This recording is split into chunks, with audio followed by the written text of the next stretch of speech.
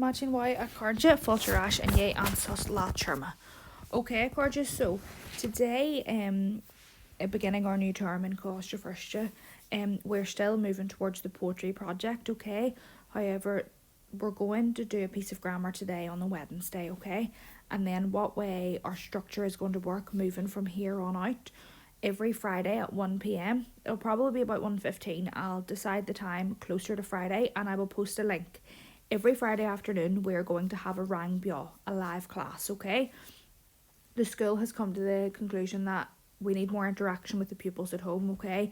It's very hard to constantly be communicating through email and private comments on Google Classroom, so we're going to come together once a week in the English department and we're going to have a live class. So that'll be me teaching, me giving you tasks, but also a good opportunity for you to ask questions that maybe when you're reading the tasks and you're watching the videos, you're maybe finding it difficult to understand instructions or you just want clarification from the teacher, okay? So I'll be there. So what we're going to do, as I said, is we're going to do a piece of grammar today to break us back into English class, and then on Friday we're going to have a live class.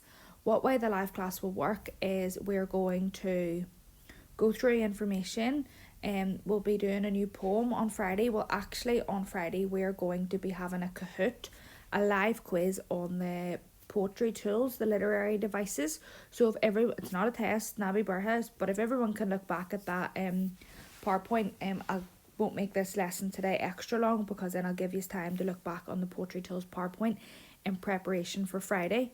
So I'll explain this more on Friday, but basically what we're going to do is we'll be live on Friday for the hour or about 45 minutes. You won't do much written work on the Friday in the live class, and then the following Wednesday, that's when I'll upload the written work for that poem or whatever piece of work we're doing, and you'll complete your written work on the Friday. So moving on from here, apart from today, you'll really only be uploading written work once a week then, okay, unless I ask for anything additional, and that written work will be uploaded on a Wednesday, okay? So basically, I know it's a bit confusing, we're going to be starting our week on a Friday. So our week will start off, the new topic, the new poem, whatever it is, we'll start off on a Friday with the live class, and that'll continue on into the following Wednesday, okay? As I said, today we're going to be doing a piece of grammar. So we're going to be looking at punctuation today specifically, and we're going to be looking at commas. Commas can be quite complex because they can be used in a lot of situations. Sometimes people don't use them enough, and other times certain people overuse them and they put commas where they're not needed, okay? So it might seem like something really simple, but we need to break the rules down and make sure we understand them. So our learning objective for today, understand how and when we should use commas in a sentence. Recap. What is a comma? Commas tell the reader to make a brief pause, not as long as a full stop. So full stop comes at the end of a sentence when you're signifying break here, this is over. But a comma is like a baby full stop, okay? It's going to give you a slight pause, a small pause. As I've already said, they are a little bit more complicated than other punctuation marks because they do have a lot of uses, okay? And we're going to break down through those uses today. So, we have one sentence here, okay? And I want you to break this sentence down and see how many different meanings you can come up with by using different commas, taking commas out, adding commas in. The sentence is, the antique shop sells silver, paper, lanterns, straws and vases. Okay, so silver, paper, lanterns, straws and vases. There's 5 things there, okay? But for example, if we took this comma out between silver and this comma out between paper and lanterns, we would have the shop sells silver, paper, lanterns. So that would be lanterns that are made out of silver paper if there was no commas there. Drawers and vases. So depending on where you put your commas, it can completely change the sentence, the meaning of the sentence, okay? So I want you to pause this video here and I want you to write down on a page as many different meanings as you can get out of this sentence, adding extra commas in, taking commas away, changing them into different places, okay? And then I just want you to upload that on Google Classroom with the work that we're going to be doing today. There's a few of these wee activities throughout the PowerPoint, so I just want you to jot them down on a page and upload a picture with your written work for today. Using commas. Commas are used to separate items in lists, Okay, so like we had back then, we had silver, paper, lantern, so that's loads of things. It's a list of items, and we used commas to separate all the different items. It's very important to note, however, that we use and instead of the last comma in a list of items, okay? So, let's see. In my fruit bowl, I have bananas, comma, satsumas. So we use a comma because there's more than two things there, and kiwis. So note how there's no comma at the end of satsumas because kiwis is the last item, so we don't need a comma, we use and. Okay, so use a comma throughout your list, but right before your last item, you do not use a comma and you use and instead. Okay, so can you punctuate this list with commas? My 3 favourite foods are fish, pie, stir fry, and pizza. Okay? So depending on where you put your commas, again, this is another example of how a sentence can mean different things based on your positioning of your commas. This is another sentence that I want you to write on that page. So pause the video here now, write it out, and then you're going to upload that picture onto Google Classroom for me as well, okay? There's a clue here in this sentence, and it is my 3 favourite foods. So, you know that you're going to have how many commas you're going to have because you know how many favourite foods you're going to have. So that indicates how many commas you're going to use, okay? Look at the sentence above about the fruit bowl, and that'll give you a good clue as to how many commas you use, okay? So this sentence here, the one about the pizza, I want you to write that on your page as well and upload it onto Google Classroom for me. Using commas. Commas can be used like brackets to separate extra information from the main sentence. These are sometimes called embedded clauses. Okay, so we've learned about the first use for commas, and that's lists. What's an embedded clause? Okay, that might be a very technical term and maybe a difficult term if you don't know what we're talking about, but I'm going to break it down and explain it for you now. The boy, comma, who was only 8, comma, won the award for best actor. So, who was only 8? Do we see where both these commas are? That is an embedded clause. What do I mean by an embedded clause? What I mean is that the sentence still makes sense if you don't include the clause in the commas. Okay, Carja, so a clause is basically a sentence or a fraction of a sentence, okay? So some words put together, that's a clause. So here we have the boy, comma, who was only 8, comma, won the award for best actor. But if we take out the information between the 2 commas and we have the boy won the award for best actor, that sentence still makes sense, doesn't it? Yes, it does. So who was only 8? That is extra information that gives us more detail and would maybe make a story more interesting. But if we were just looking for factual information, we don't need to know his age. All we need to know is the boy won the award, okay? So that is what an embedded clause is. It is extra information in the main sentence, but the sentence still makes sense if you don't include it, okay? So again, moving on to down below, this is another sentence that I want you to handwrite, or if you're typing it on a Google Doc, and then upload it with your additional work for today. Can you separate the extra information in this sentence? This sandwich, which was the only one left, was delicious. So, like the first sentence about the boy, you're going to use 2 commas to separate the embedded clause. What is an embedded clause? It is extra information, but your sentence will still make sense without it, okay? So basically it's extra detail, but you can take it out. So I want you to separate this sentence about the sandwich using 2 commas and show me where the embedded clause is. Okay, Carja? So, another use for commas. Commas are used between clauses to break up long sentences. What is a clause?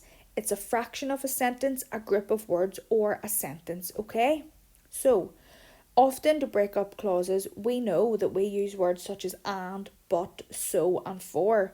So basically, another way to put this is if your sentence is really, really, really long, you use words such as and, but, and so. And then this creates two clauses, okay? Don't get bogged down on the word clauses. Obviously, the focus of today's lesson is on commas, okay? So, let's look at this example. I was feeling really tired, so I got up and went to bed. What do we do before so? We use a comma to separate the clauses, okay? I was feeling really tired. I got up and went to bed. But we're going to use the word so to explain what you did. But before you use one of these joining words, you need to put a comma, okay? So let's have a go at breaking up this sentence. Yesterday I went to the shops, but today I stayed at home. So it's fair to say that there are two small sentences in this giant sentence. Yesterday I went to the shops. That could be a sentence because it makes sense. If we look further on, today I stayed at home. Again, that could be another sentence because it makes sense. But we have added them together, okay? By using the word but. And before we use words such as and, but, so, and for, we need a comma to separate the long sentences and to break it up into clauses. So this is another sentence that I want you to write out now, handwritten on a page or on your Google Doc. So pause the video here. I want you to try and use your comma between clauses. Write it and then it'll be popped onto Google Classroom as well. Okay? So anytime before and, but, so, and for. So we learned that in lists, if you use and, you don't use a comma. So that's whenever we're using lists. For example, the sweets are pink, blue, orange, and yellow. So because that's a list and we're listing the different colours, we do not need a comma there, okay? But let's say, I ate loads of sweets and now I feel sick. So because that isn't a list, it's breaking up two sentences. The sentence would say, I ate loads of sweets, comma, and now I feel sick. So if you're listing with and, you don't use a comma. If you're breaking up clauses with and, you do use a comma. Okay, my shiv. Commas, another use for commas is before speech marks begin, okay? So there's no example on this Accordia because we're going to be doing another lesson on speech marks in a few weeks. So we're not going to get too worried about it. We're not going to focus on it really today. We'll be touching upon the commas in speech marks then, okay? It's just really, really important that you know before you open your speech marks. Help me please, I'm stuck in here. Tommy shouted. You must use your comma after the verb before you open your speech marks, okay? So as long as you remember that. Commas are also used after fronted adverbials. What is a fronted adverbial? Okay, so we all know what an adverb is. It describes a verb, okay, and it usually ends in ly, just like this example we have here, fortunately. A fronted adverbial is a word that we put at the start of a sentence. It sets the tone for the whole sentence, okay? So let's look at this example. Fortunately, the bus came 5 minutes later. So perhaps this person has missed the bus, but it wasn't that bad of a situation because fortunately, the bus came 5 minutes later. Let's think of a few more examples. Unfortunately, comma, it started raining when I was out for a walk. So that's not a very good situation. It's not a positive situation. It's not a fortunate situation. So we have used the fronted adverbial of unfortunately at the beginning of our sentence, and then we must use a comma, okay?